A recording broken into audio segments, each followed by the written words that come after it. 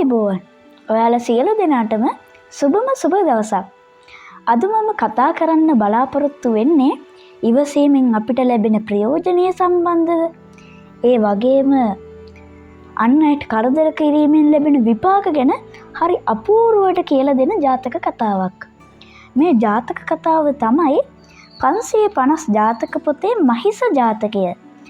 ඔන්න යට ගිය දවස බරණැස් නුවර හරි ලස්සන විලක් තියෙනවා.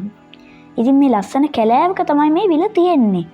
ඉතින් මේ විල ගාව හරි ලස්සනට ලොකුවට වැවුණු විශාල ගහක් තියෙනවා. ඉතින් මේ ගහේ ඉන්නවා වඳුරෙක්.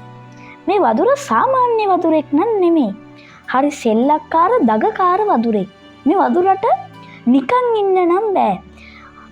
කොච්චර මේ වඳුර දගකාරද කියනවා නම් නිදාගත්තේ නැට්ට හොල්ල තමයි නිදාගන්නේ. ඉතින් ඔන්න එක්තරා ගවයෙක් එනවා මේ කැලෑවෙන් නාලා ඊළඟට වතුර බීලා හොඳට නිදා ගන්නවා මේ ගහයට මේ ගවයා. ඉතින් මේ ගවයා නිදාගෙන ඉද්දී ඒත් එක්කම මට තව එකක් කියන්න මතක් වුණා. මේ වඳුරගේ හරි ලස්සන විනෝදාංශයක් තියෙනවා. දැන් සාමාන්‍යයෙන් අපේ විනෝදාංශ මොනවද? මුද්දර එකතු කරන එක, ඊළඟට ක්‍රීඩා කරන එක, ක්‍රිකට් සෙල්ලම් කරන එක වගේ දේවල් නේ අපේ විනෝදාංශ. හැබැයි මේ වඳුරගේ විනෝදාංශ ටිකක් වෙනස්. මේ වඳුරගේ විනෝදාංශය තමයි අන් අයට කරදර කරන එක.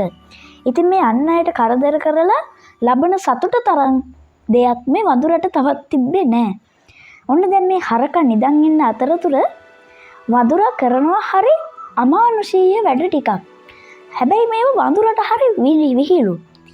වඳුර මොකද කරන්නේ? ගහේ උඩට නැගලා හරකගේ කටට මල පහ කරනවා. ඒ විතරද? දෙවැනි දවසේ එතෙන්ටම කටටම මුත්‍රා කරනවා. ඉතින් මේ වගේ හරි අමුතු වැඩ අමානුෂීය වැඩ ටිකක් තමයි මේ වඳුර කරන්නේ. ඊට පස්සේ තුන්වෙනි දවසේ හරක නිදාගෙන ඉද්දී වඳුර හරකත් සුපුරුදු පරිදිම මේ වතුර බීලා නාලා එතනම නිදා ගන්නවා.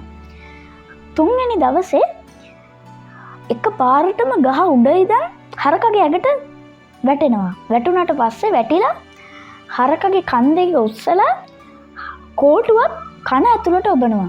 ඊට පස්සේ ඇහැ ගලවන්න හදනවා. වගේ හරි අමානුෂීය ක්‍රියාවලීන් ටිකක් තමයි මේ වඳුරගේ විහිළු බවට පත් වෙලා තිබ්බේ. ඕක දකිනවා ඒ ගහට අරක් ගත්ත රුක්ෂ දේවතාවන් වහන්සේ. ඉතින් මේ රුක් දෙවියා හරක ගාවට ඇවිල්ලා අහනවා ඔබට ඔය වඳුර ඔච්චර වද දෙනවා. ඔච්චර හිංසා කරනවා. ඔබට පුළුවන් එක අංපාරෙන් වඳුරම මරන්න. ඇයි ඔබ ඒ දේ කරන්නේ නැත්තේ? හරක ටිකක් කියලා කල්පනා කරලා කියනවා ඇයි මං ඔහුට ගහන්නේ? රුක් දෙවිය අහනවා ඔබට කරදර කරනවානේ. ඇයි එහෙම කරන්නේ? ඔබ පාඩුවේ ඉන්නේ ඇයි? ඊට පස්සේ හරක කියනවා මට ගහලා ඔහු පුරවගන්නේ පවක්. ඒකට ඇයි මං නැවත වතාවක් ඔහුට ගහලා පව පුරවගන්නේ? අනික එතනින් අපි දෙන්න අතර වෛරය ඇති වෙනවා. ඒ වෛරෙන් අපි සංසාර ගත පුරාවටම හතුරන් බවට පත් වෙනවා. ඒක හින්දා මං ඔහුට කරදර කරන්නේ නැහැ. මම මෙතනින් ගිය දවසට ඊගාවට එන හරක් කොයි වගේද කියලා තේරෙනකොට ඔහු දැනගනී මං කොහොම කෙනෙක්ද කියලා. එහෙම කියලා රුක් දේවතාවන් වහන්සේත් ඒ කතාව අහලා මේ අතුරුදහන් වෙනවා. ඔන්න ටික දවසක් ගියාට පස්සේ හරක උතනින් පිටත් වෙනවා. හරක පිටත් වුණාට පස්සේ දෙවෙනි දවසේ එන්නු ටිකක් වෙනස් හරකෙක්. මේ හරකත් අර හරක වගේම විශාලයි. හැබැයි මොහුගේ ඇස් රතුයි. මොහුට ඉවසීමක් කියලා දෙයක් නැහැ. මොහු ටික රෞද්‍ර පෙනුමකින් යුක්ත හරකෙක්. වඳුරා තමන්ගේ සුපුරුදු දගකාරකම් ටික, අමානුෂීය දගකාරකම් ටික කරන්න පටන් ගන්නවා. වඳුර එක පාරට උඩ ඉඳන් බිමට පැනලා කන ඇතුළට කෝටුව දාද්දිම හරක ඔළුවෙන් වඳුරා අරගෙන වට දෙකක් තුනක් කරකවලා බඩ පසාරු වෙන්න තමන්ගේ අන් දෙකින් ඇනලා වඳුර ඇතරම මරලා දානවා. දැන් මේ කතාව මෙතනින් ඉවරයි. මේ කතාවේ නම මං ආයෙ පාරක් කියන්නම්. මේ කතාවේ නම තමයි මහිස ජාතකය. මේ කතාවේ හරක විදිහට ඉපදිලා හිටියේ අපගේ බුදුරජාණන් වහන්සේ. රුක් දේවතාවා විදිහට ඉපදිලා හිටියේ ආනන්ද මහරහතන් වහන්සේ. ඒ වගේම වඳුර විදිහට ඉපදිලා හිටියේ දේවදත්ත තෙරුන්. දැන් මේ කතාවෙන් අපිට ගන්න තියෙන දේ මොකක්ද? මේ කතාවේ අපිට ප්‍රධානයෙන්ම පිළිබිඹු කරන දෙයක් තමයි ඉවසීම කියන දේ. ඉතින් මේ ගවයා ඉවසීම මේ ගවයාට පුළුවන් වඳුරට අන්පාරක් දාලා අන්පාරකින් ගහලා වඳුරව මරලා දාන්න. මෙතනින් දෙදෙනා අතර වෛරයක් ඇති වෙනවා. දෙදෙනාට දෙදෙනාම පව් පුරව ගන්නවා. ඒකෙන් දෙදෙනාගේ වෛරය කවදාවත් පරිමහන්නත් බැරි වෙනවා. මේ ගවයා බලන්නේ වෙලාවේ කටයුතු කරපු ආකාරය ඊටාම සංයමයකින් යුතුව මේ ගවයා ඉවසීමෙන් හිටියා. බලන්න මේ ගවයාට සුදුසු පිළිතුර ලැබුණ හැටි. ඒ වගේම කරදර කරපු වඳුරටත් හොඳ පිළිතුරක් ඒ වගේම හොඳ පාඩමක් හම්බුණා. ඉතින් අපිට ගන්න තියෙන දේ තමයි මොන ප්‍රශ්නේ ආවත් මොන දේ ආවත් නොසැලී ඉවසීමෙන් ඒක දිහා බලලා කටයුතු කරොත් නිසි වෙලාවට නිසි කලට නිසි පිළිතුර නොඅනුමානව අපිට ලැබෙනවා. මේ වෙද්දි ගොඩාක් දෙනෙක් කරන ලොකු වැඩක් තමයි සිය දිවි හානි කර ගැනීම. ඉතින් ඇත්තටම මේක බුද්ධිමත් වැඩක්ද? නෑ.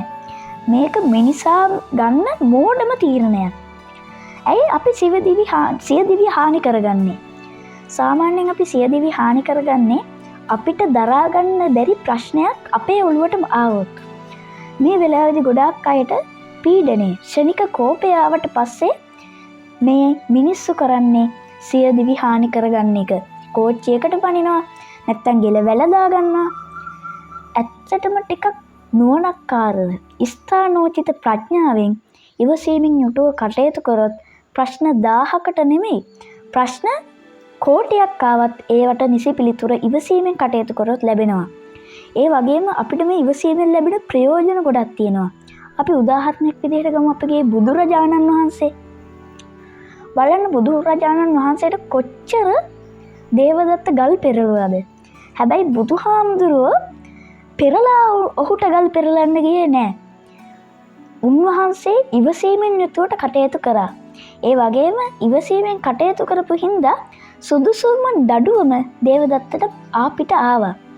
අපිට කවුරු හරි මත්ද්‍රව්‍ය ඒ වගේ දේවල් දැන් මේ සමාජයේ පවතිනවානේ. ඉතින් අපිට කවුරු හරි වැරදි පාරකට යවන්න උත්සාහ කරනවා නම් අපි තරඟෙට රැල්ලට ඔහුත් සමග නොයා අපි ඉවසීමෙන් ඒ දෙස බලන්න ඕන. එකපාරක් නෙමෙයි 10 වතාවක් බලන්න ඕන. මොකද අපි බන්ධනාගාරගත වුණාට පස්සේ අපිට ඉන්න යාළුවෝ කවුරුත් අපිට බස් ටිකක්වත් දෙන්න බන්ධනාගාරයට එන්නේ නැහැ. ඒක හින්දා වැරදි වැඩ කරන්න කලින් ඒ දිහා ඉවසීමෙන් එකපාරක් විතරක් නෙමෙයි 10 වතාවකට වඩා සිතන්න. ඒක අපේ ජීවිතයට ගොඩාක් ආලෝකයක් වගේම ලොකු ප්‍රබෝධයක් ඇති කරනවා. ඉතින් මේ කතාවෙන් ඔයත් ආදර්ශයක් ගත්තා නම් මේ වීඩියෝ එක තවත් කෙනෙක්ට බලන්න ෂෙයා කරන්න. එහෙනම් මම ගිහින් එන්න. ඔයාලා හැමෝටම සුබ දවසක්. I got nightmares in my head, I fear that the thoughts build up.